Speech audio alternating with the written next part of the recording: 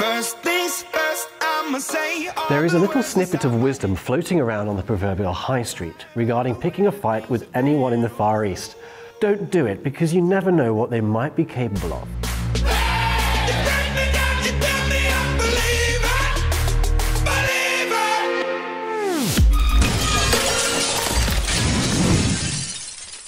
Owing largely to a glut of movies in the 70s and 80s, a lot of folks were falsely led to believe that every man, woman, child and puppy were kung fu experts. Of course, the most famous of all these movie heroes was undoubtedly this skinny, skin-tight yellow grasshopper. Now, he certainly wasn't the tallest or sturdiest built. In fact, on stats alone, you probably bet more money in a fight on your old IKEA wardrobe. But when this mighty chickpea jumps into action, it is truly breathtaking.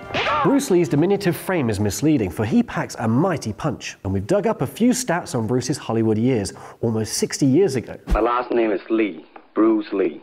The tiger that start like a tiger. It start off all straight at the face, from the waist.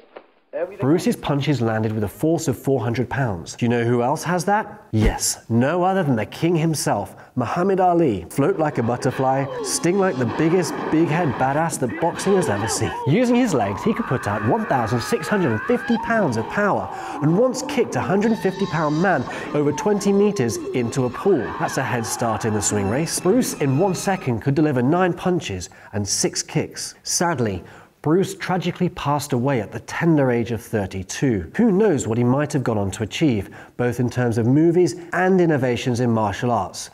Rest in peace, Bruce. Of course, martial arts are developed for protection and defense. It's against the code to use them for all-out attack. In Chinese cinema, kung fu masters are usually nobody of note, probably living in the mountains, in a cave or a forest, or sweeping the steps of a monastery, all very incognito and perfect material for headhunting into the video game industry. So next time you see someone sweeping the steps, it might be worth your while to inquire regarding their kung fu level. Now, down the years of Chinese cinema history, there have been many schools of kung fu and even more different styles. Jet Li, for example, was trained from a very young age. His style silky smooth and deft. His first film, Shaolin Si, the Shaolin Monastery, grossed $23 million US. That's 160 million yuan, which takes into account that 1 Mao at the time was worth just 0.014 of a dollar. And of course, let's not forget Mr. Smiles himself, Jackie Chan. Did you know that apart from being a master endorser of commercials, he's also a kung fu master and stuntman extraordinaire, revered by many for his blend of kung fu and comedy?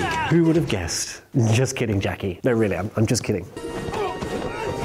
At 65, he's still putting something new out every year, and for the sake of achieving his vision, he's still risking his own life to do stunts.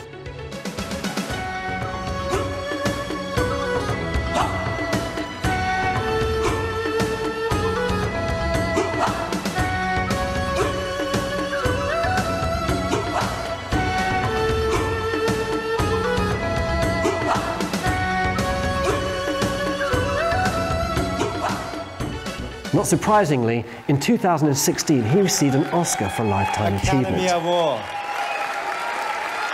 I still can't believe I'm standing here. It's a dream. Now, whether it's in kung fu epics or martial arts folklore, there is this ideology of the strong help the weak, and don't trouble me, and I won't trouble you. Jet and Jackie both share their lineage and ideology with Bruce. That is to say, tolerating hardships without flinching and pursuing justice.